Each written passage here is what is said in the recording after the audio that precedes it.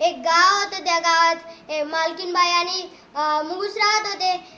एके दिवशी मालकीनबाई म्हणाली, मी पाणी आणायला चालले. मग मालकीनबाई निघाली. मग तिथे बाळ झोपून होते. मग तिने मुंगसाला रक्षण करायला सांगले होते. मग ती मुंगूस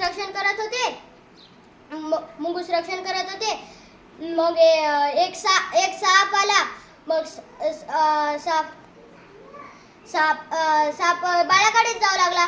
मग मुंगसाने सापाच्या अंगावर झेप घालली. मग त्याचे तुकडे तुकडे करून टाकले.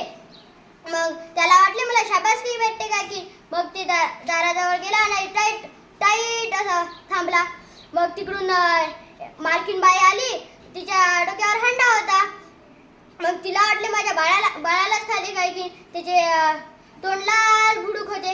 मग तिला वाटले, तिला खूप राग आला.